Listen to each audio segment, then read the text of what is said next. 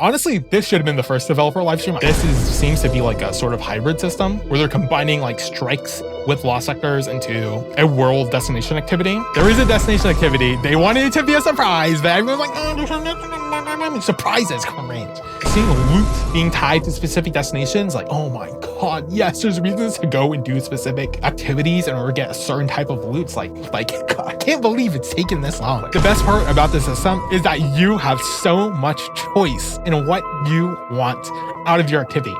Wait, they've added new enemies into old activity types and they didn't talk about that? But it's one of those things like I don't have a particularly strong feeling about it. The annoyance really just comes from not being able to engage with those higher level difficulty content options immediately when you've been able to do so previously. All right, let's get into the Edge of Fate second developer live stream. I did record my thoughts on the first one, but it's like I didn't really have too much to say, so here I am instead. Okay, right off the bat, they already showed, okay, this is like a proper intro cutscene to Edge of Fate. I do hope like the puzzles are actually, you know, puzzles and not just, oh, usability here, usability here, right? That's probably too straightforward. So I hope it's more complicated than that. Oh, the Titan Hammer exotic looks sick. The other two exotics are like kind of okay. I do like the idea of empowering Helion, but wow, just 2 more weeks. That's crazy. So I don't know exactly, you know, what they're going to discuss here, but I know one of the biggest problems the worlds in Destiny have is that there's no reason for you to actually go back to them once you've completed the campaign. Like there's literally no reason to ever go to any of them. Like, I don't know, maybe for triumphs or something, but there needs to be more reasons to actually be in the worlds they create. And patrols do not count. Public events, like, are we serious? Come on.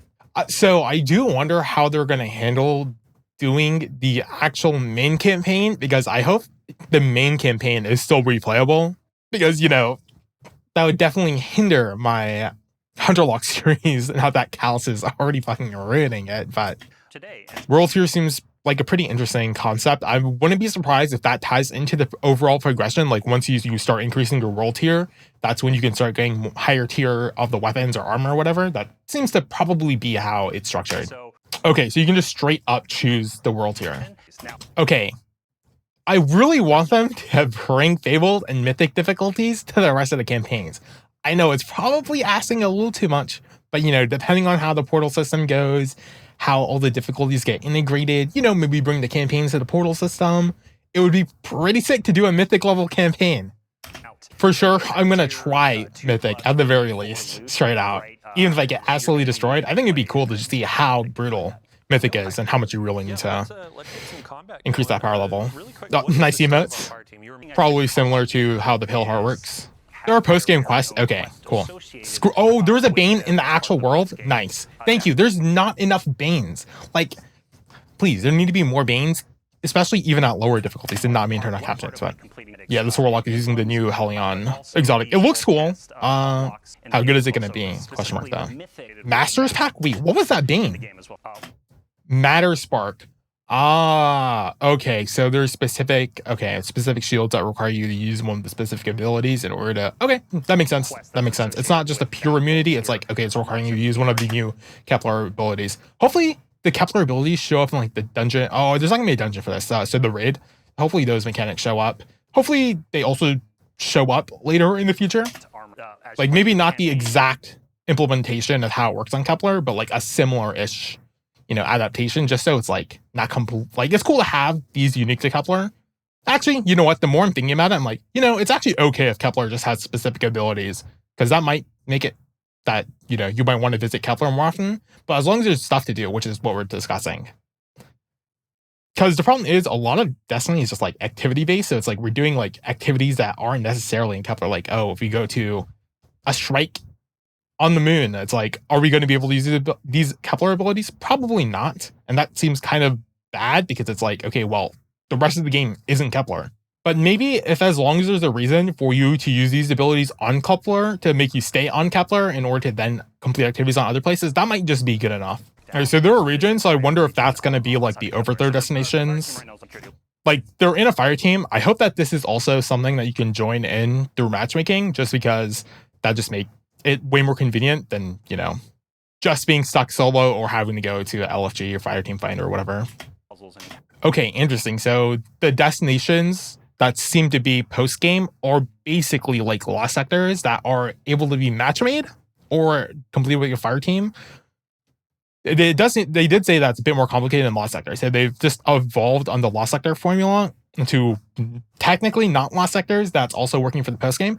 That makes sense. It would be cool if the lost sectors had more reason for you to go to them in the rest of the game or campaigns or destinations as well, where we start adding more enemies. I mean, some of the Pale Heart lost sectors are basically mini strikes, so this seems to be like a sort of hybrid system where they're combining like strikes with lost sectors into a world destination activity. I mean, honestly, that sounds kind of exactly what they needed to be doing in order to make the whole world feel a bit more cohesive.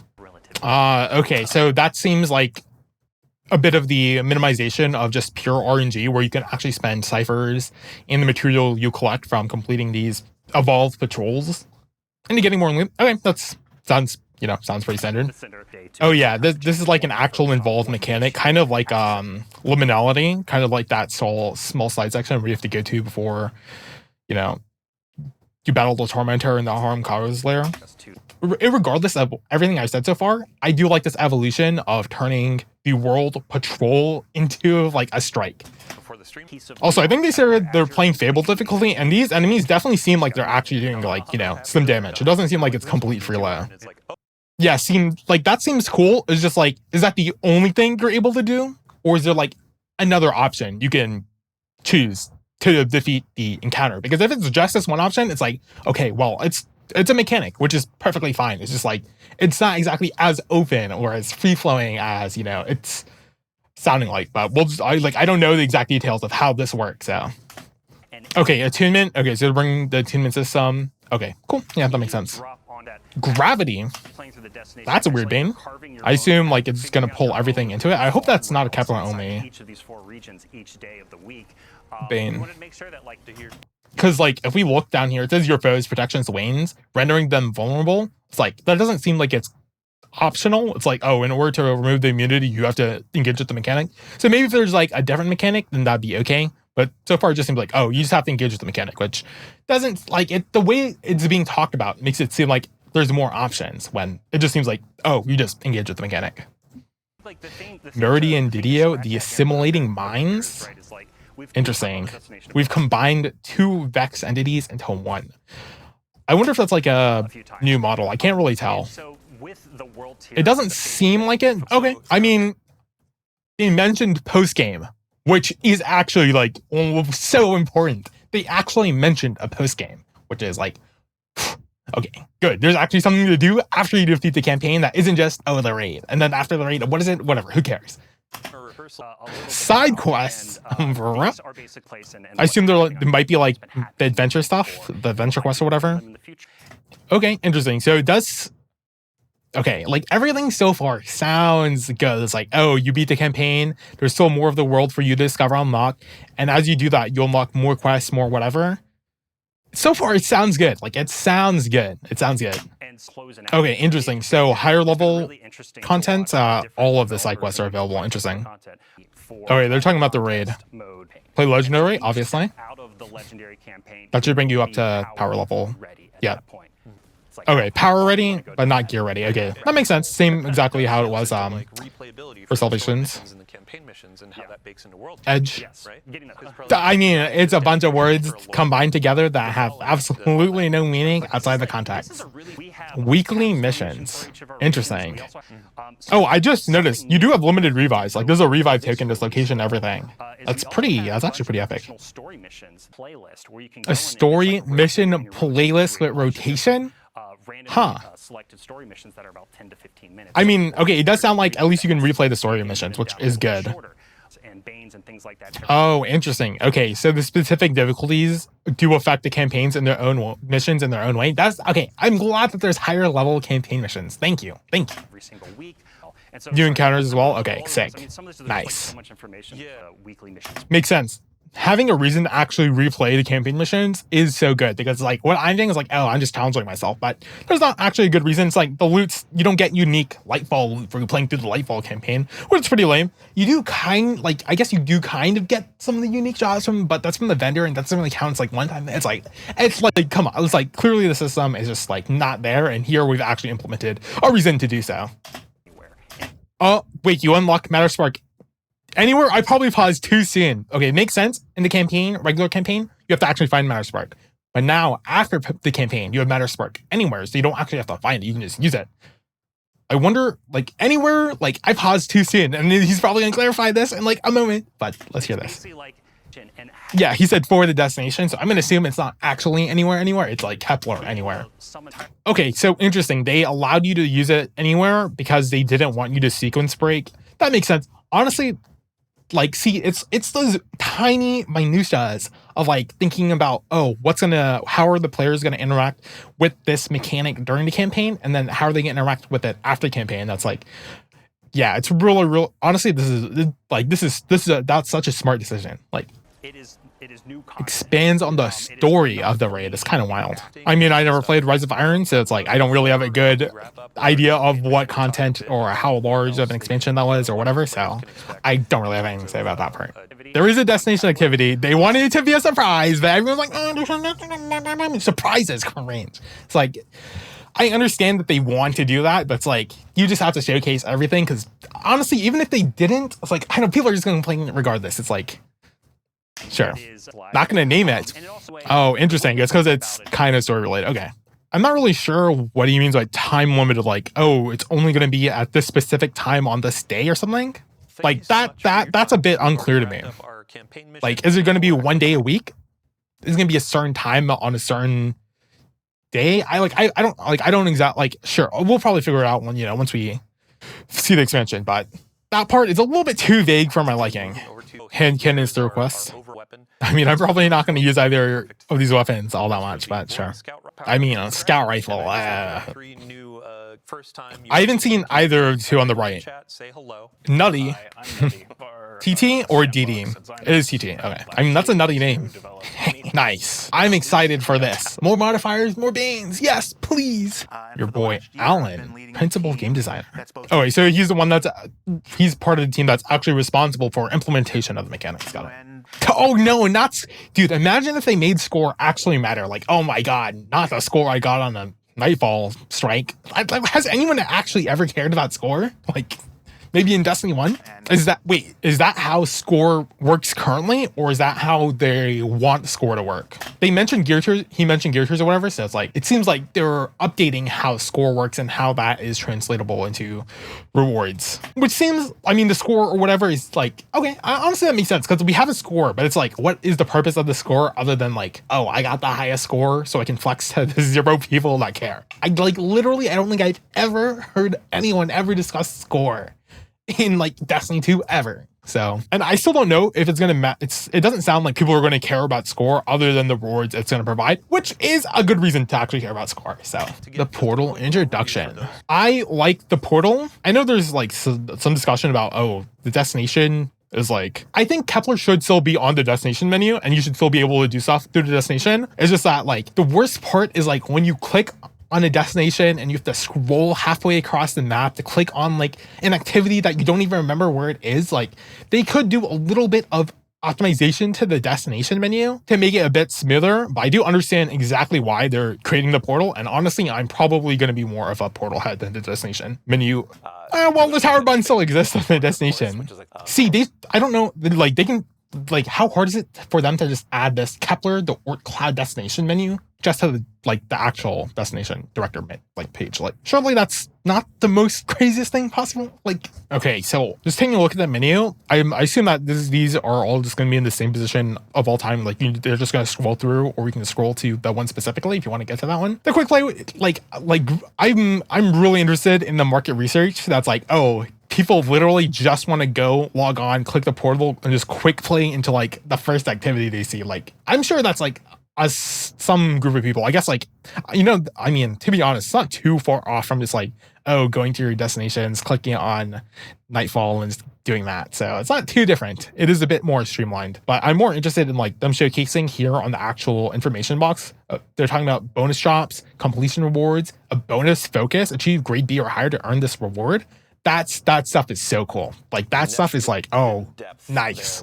There's so many ideas for like series that are going through my head. It's like, nice. Normal, advanced, master. Hopefully there's a bit more difficulty customization here. It does seem like that's just a quick play, and I assume that once you click into one of the activities, it'll do like the whole modification system they shut off. And in that case, I'm totally down for solo ops. I got so many ideas to go through that. And like seeing loot being tied to specific destinations, like, oh my god, yes, there's reasons to go and do specific activities in order to get a certain type of loot. It's like God, I can't believe it's taken this long.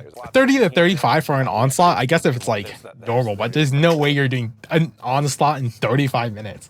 Bro, it takes like 15 minutes just to go through all the transitionings and levels or whatever. 15 is probably a little too high, like 10 minutes.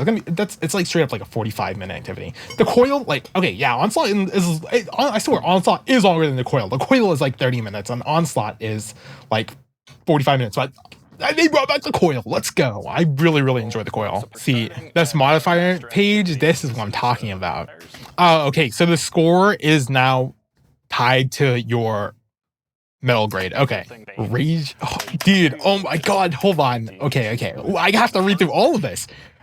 Rage and front shielding. Dude, the front shields we saw on the last dev live stream were so cringe. I mean, it's so good that they included this, but it's like, oh my god, it's so toxic. Like, I'm not putting on an ogre and you actually have to go around the ogre in order to do damage. It's like, oh my god, dude, it's good.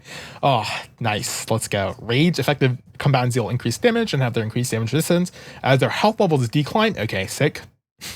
Also, I like on the front shielding test, he wrote, try shooting them from behind. That also is like, okay, on something like an ogre with a front shield, trying to hit that crit is now much harder. So ogres with front shields are now like crazy dangerous, especially boss ogres or mini boss ogres with that front shield. Oh my god. Breaded and Caltrops. Threaded dealing non-critical damage to effective combatants will spawn hostile threadlings. Oh, so they're punishing you for not dealing critical damage. But if you do actually deal precision damage, then you don't get punished. Cool. Banes like that are so cool. Where as long as you play into them, you don't get, like, you know, you can mitigate any punishment or whatever, blah, blah, blah. And then if you don't, then, you know, you get punished by stuff like that. Caltrops effective combatants drop damaging elemental pools during combat and after being defeated. Creep, I mean, cringe, but I mean, this is a pretty basic one. Front shielding, again, it's interesting that they've paired some of these banes together. Avalanche effective combatants periodically release stasis crystals that target guardians and slow them on impact. Dude, the stasis subjugators are already so annoying with their slow stasis crystals. Okay, sick, cool. Well, he's specifically mentioning that Caltrops is void, but in the actual text, it just says damaging elemental pools will drop. So I wonder if, like, it was designed with void in mind and then eventually it was adapted to include all the elements or whatever, because that probably isn't like the most difficult thing to do. Okay, these modifiers. Okay, stasis threat, difficult stasis threat. Wait, what? Hold on. Stasis damage to guardian is increased by 25%. Okay, got it. And then 50% probably for difficult. Yep. Okay, so that increases the multiplier by a lot, increases the power and the difficulty modifier. Hot step when defeated, challenging combatants drop fire at their location. Subtle foes, certain foes become stealthy when at a distance. They become visible when they're a guardian. Okay, they're scrolling through this so fast. Like, I could go slow-mo, but I mean, it's only like 2 weeks until we get all this information anyways. The stream ended, and then that caused my video to have a heart attack. Blast combatant splash damage is increased. Oh, fun. Glass cannon. Oh, that was so fast. I gotta be ready on that pause. The player with the greatest number of final blows during an activity takes more incoming damage. That's a wacky one. You know, actually, that's something I didn't even think of. The person that's trying to speedrun the strike, oh, if they want to actually speedrun it, they are going to have a harder time compared to the rest of the team. I was going to say cool, but I'm not, I don't know about cool. This one's more interesting. By the way, chill touch, come on, being slowed down, that being a +10 is like, really? That's only a minor modifier? That's like the cringiest thing of all time. Oh, you get hit by a melee and now you're slowed down and now they're gonna hit you with another melee and then they're gonna stack freeze on you. Like, come on. Portal's activity gear engram contains a random tiered weapon or armor piece. Oh, okay. I say, oh, okay, wow, that's how engrams already work. But it is interesting that it's a Portal activities gear specific engram. Oh yeah, it is. It's true. It did. It went from tier 2 to tier 3. Player stakes. Ah, okay. Interesting. No HUD as a modifier. No. It's funny that you can. It's interesting that this is now an official modifier. How to not talk for the Mythic Challenge. Playing with no HUD already. This is interesting. Already, I'm like, I wish there was a couple more of these player stakes. But I mean, this is obviously something they can expand on, and I like this idea of separating those two. And thinking about having this as a system that exists separate from any of the enemy modifiers or whatever, a more meta modifier is honestly really interesting. I'm a big fan. No starting game out. Cringe. See, there's a couple. There needs to be a couple more of these, but I in general I do like the idea of locked loadouts for harder difficulty stuff. Okay, yeah. So they said there's more that will come in with Ash and Iron. Avant-garde weapon and armor loadout is restricted to new gear, weapons, and armor only. That's cool. I like that they have this to specifically force you onto new stuff. And by force, I mean you can choose to be forced.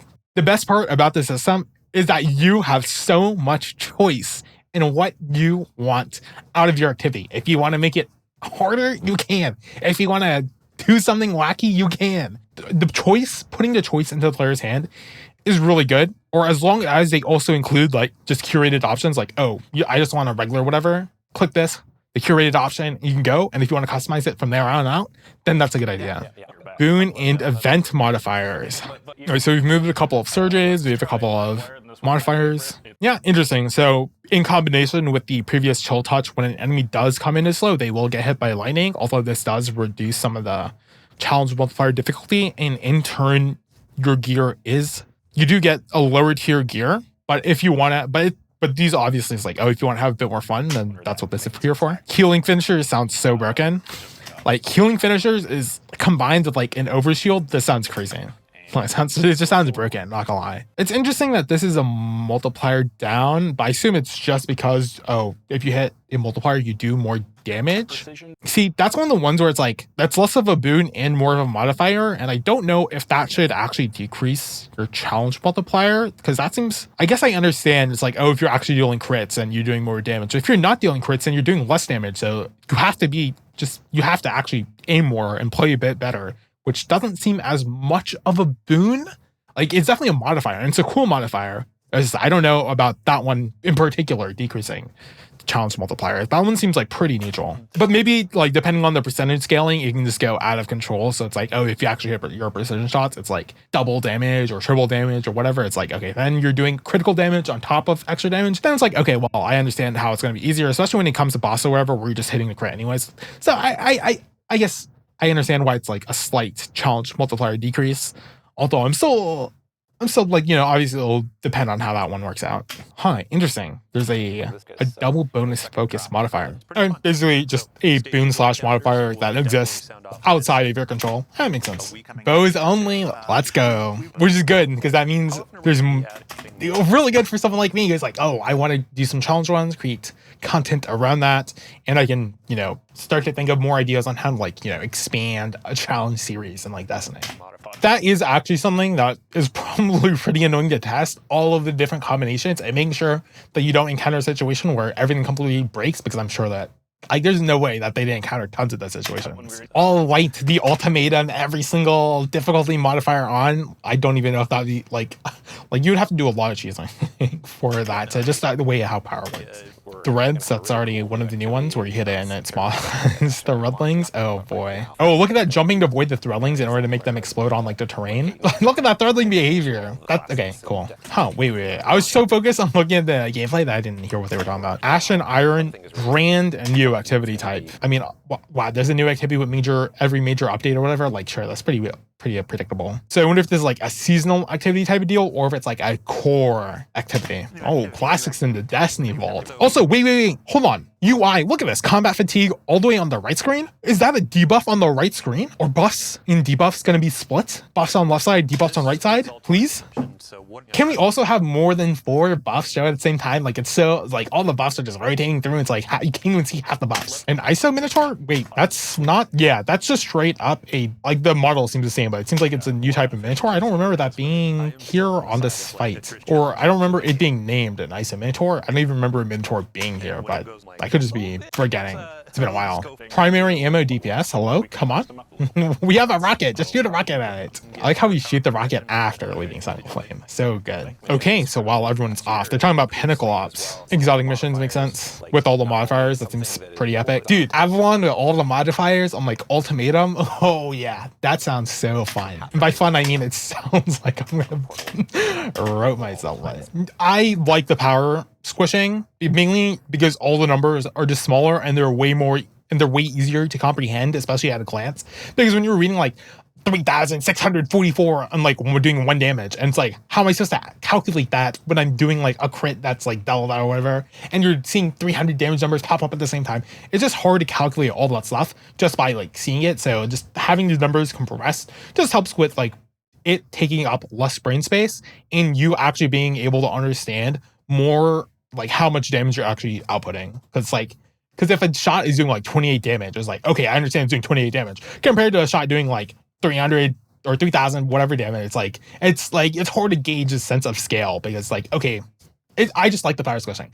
It's a good idea. The power squishing, great idea, actually. I guess the one thing is I'm interested to see how they tackle the power situation in the future, because I do like the power grind aspects. I just don't know about the power possibly being reset. That does sound pretty annoying. I'm not gonna lie. That one just, it's like, well, it seems like, okay, power being reset is annoying as long as, okay, I would like to manually reset my power. Like if I go on all white gear and my power is reset and I can farm for other lower tier gear to like restart my progression by myself, I would like that. But I don't know how power is going to continue past like the expansion or whatever. If it's going to continue to be added on, it's like, oh, we're starting with 1020 to 500 and then every update it gets reset or whatever. Like that seems kind of annoying. I'm not gonna lie. The power reset does seem annoying as when it's forced upon you, because it's like, because that seems like because that's following in like the footsteps of like a Path of Exile league system, but that's not really how this game is structured, because it's not really a league where there's like unique modifiers or whatever to do in that certain league. Like there's only one thing, like there's only one mode to play in like those leagues, while here you have the entire sandbox. So I'll see how they, like, that's my one, sure, I have like a couple minor concerns, but my major concern about the power is mainly if it's a reset, like every major update or whatever. That sounds like it's pretty annoying. Well, actually, every major update, sorry, I shouldn't say major update. I think every major update, like on a DLC launch, if you want to reset power, I think that's actually perfectly okay. But if like on Ash and Iron, it gets reset or whatever, that seems bad. But if there's like if there's like a power expansion where like, oh, you can continue going up and up in power, then I think it's fine. Seasonal bonus power, like I don't really, let me actually hear what he has to say about this. Okay, so it does seem like, okay, so I don't know exactly how I feel about seasonal power, but I do understand that that is literally the force. That's how Bungie is trying to force people that care about the power to actually play the seasonal content, which there has to be a reason for you to actually engage with that. But like, sure, there is a loot, but like there's a more meta aspect with the power. A bit more lukewarm on that. Okay, so 10, we start at 200 is our base power. Okay, so it's up to 450 until Ash and Iron. See, I'm sure that there's probably some reason they included power in the artifact, but I don't know why that power was ever included in the artifact. And to be honest, it's not like power matters at all in Destiny 2. It's like, I guess like, oh, if you want to do a Grandmaster, it's way better to be like closer to 2040, but it's like, you can still complete Grandmaster is way below that. Like, it's like, there's not really any good, like power just does not matter in Destiny 2. And that's both a good and bad. Just depends on the type of player you are. It's like, oh, you're not really restricted by power to do something, but then you've removed that entire system of meta progression, which is like, sure, there's a loot, but it's like just seeing number go up is like, monkey brain is like, oh, number go up, power go up. It just is like, it's a very simple way to convey that you are just slightly stronger than you were previously. So I think that honestly, it's fine that that's how this works. The worst part about trying to engage with the pinnacle systems are like, there's only a certain amount of activities and pinnacle gear you can get. And if you get a pinnacle gear that you already have and you don't need to upgrade the power, it's like, well, that was a completely worthless drop. But then in the same instant, it's like, well, there's not really a reason to be going for like, who cares? Like, I'm not even at max power because it doesn't matter. It really just doesn't matter. So the pinnacle system was kind of weird. It's kind of cringe. I know why. I think they're doing it. It's like, oh, they want to force you to play certain activities on this time, but like the whole power system just doesn't matter. And so pinnacles in that instance just don't matter as well. So it's like, because power doesn't matter, the entire system of how pinnacle, what gear works, just also doesn't matter. So it's like, they obviously have to rework it. This is how they're doing it. And honestly, sounds mostly good. Like more good, way more good, like infinitely more good than like negative. Like sure, there's a couple negatives, but it's like whatever. Well, it's hard to exactly conclude like being able to target farm specific gear pieces is like inhumanly good. Like, oh my god, the Destiny series ideas I have in mind now are like, some of them are actually possible because there's specific targeting areas for certain specific elite. It's like it's like crazy how good of a change that is to me. Wait, is that one of the new, hold on, wait. Did they add, is that one of the Corsairs? Wait, I'm trying to look at the enemies here. The dregs falling down on top of each other is really funny, but I think that is a Corsair. So they have actually, they've added new enemies into old activity types and they didn't talk about that? Why would they not do that? They would just, why did they forgo, like, why would they not explicitly say that they've included new enemy types into old activity missions when talking about the activity system? Why would they just not talk about that? Like, I noticed something up with the Minotaur earlier. I was like, no, I explicitly just saw a Corsair. I'm like, wait, that's not usually there. The Char auto rifle. The visual icon looked pretty cool on that. This is also pretty sick looking rocket. Yeah, see, it's good that they also mentioned the fact that they do have their own already set difficulty, whatever, and they have their own specific curated options. You can just click that, quick play, easy. You don't have to fiddle with any systems if you don't want to. That choice matters so much. Okay, so it seems like matchmaking is probably, that makes sense, because when you're trying to do like one of the more complex activities without a fire team and you have to just randomly matchmake, it makes sense to have those curated options just so you can matchmake straight into it. That makes a lot of sense. Conquest. We have Conquest. We'll talk about that. What is Conquest? We've seen it. Well, you can play Strike solo. You just have to go into the options, difficulty modifier, and just like not do fire team or matchmaking, whatever. The only problem I had with the infusion/upgrade module system is the fact that you're limited to 25 upgrade modules. It's like, bro, I don't want to go back to the tower to buy upgrade modules to upgrade my gear. Like, that was the most annoying. That was like the only real annoyance I had with the infusion system.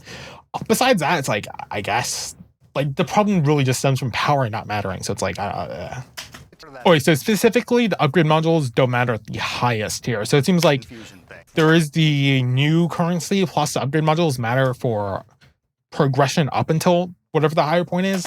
I mean, I have to obviously, it's like DMG said, it's explained more in the blog post, but I haven't read that. So please remove the glimmer, make the glimmer cap like annoying or something, or just make it like, why? I know why there's a glimmer cap, but like, come on, really? Does it really need to be a glimmer cap? Like, no one's out here like, oh, I'm gonna go farm for a glimmer. It's like, okay, especially with 2-1, you just click one of the glimmer things and you just do whatever and you get your glimmer back. It's like, come on, the glimmer cap is so cringe, by the way.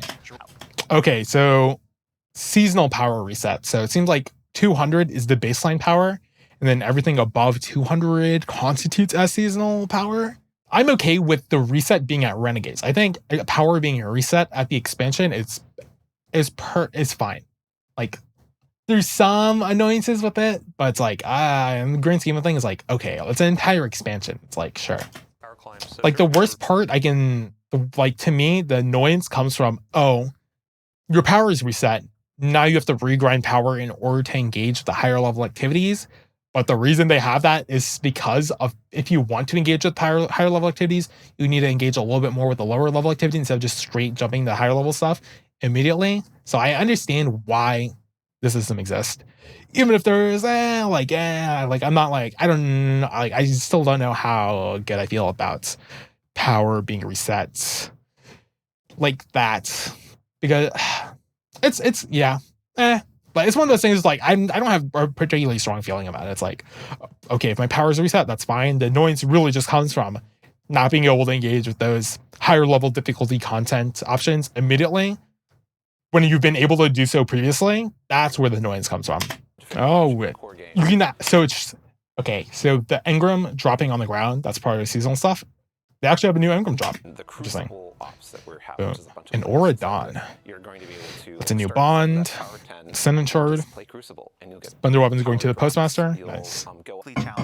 Daily challenges for the seasonal hub. Okay. Oh, okay. So this is straight up the new event screen that they created for heavy metal. And it's probably going to work the exact same way. Honestly, that makes a lot of sense, to be honest.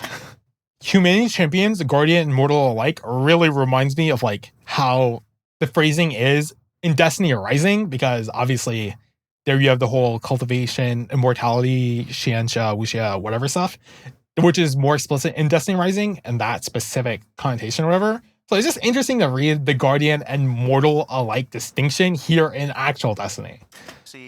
Because it's like, you never really think about mortals at all, really, to be honest.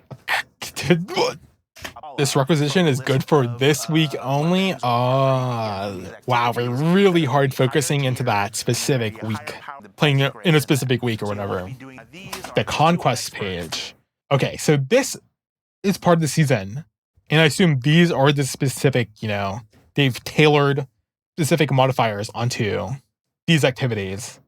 Expert Conquest, Master Conquest, and these are specific seasonal stuff. Oh yeah, and the other one gripe, like I mentioned, is like the requirement for specific content, like the power level. Oh, in order to even tackle Master Conquest, you need 340 power. It's, I like, obviously I wish, oh, you're 200 power, you can do whatever. But I also understand that this probably makes it, having a floor, a power floor, just helps balancing anyways, because like, I guess if you're 200 power and you want to do a 500 power ultimatum, you can try it, but like maybe it's just like I don't think it's probably not going to be possible without just straight up like doing tons of cheeses or whatever. But like the one aspect of that was like, oh, it's still cool to see the cheeses, but it's like, I guess the amount of people actually doing stuff like that is just so small that it does not really matter. So here, in order to actually tackle the higher level content, you are forced to actually engage with the power grind, which is obviously the intent of Bungie. That's that they want you to engage the power grind in order to do the higher level content,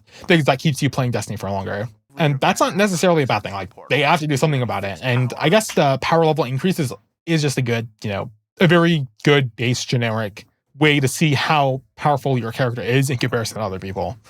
Oh, so specifically, he did say these conquests are like, my complaints or whatever, blah, blah, blah, sure they might exist for other activities, but these conquests are fixed power, which makes sense because this is setting a specific, you're at 330 in order to do this conquest and specific modifiers. So everything is like at that level playing field for every person, which is probably the correct way to handle that. Sheesh, 4 engrams. Oh no, not my Guardian level. It's funny that they're dropping everyone to Guardian rank 2 and not 1. I don't know. I don't know. I still think the Guardian rank system is not the greatest. Like, I really, like, I don't know. They should just showcase like your power, right? Like, I think showcasing your power might just be better, but I know Guardian rank as a system exists to showcase, like, you know, because the whole resetting is like, it seems so silly.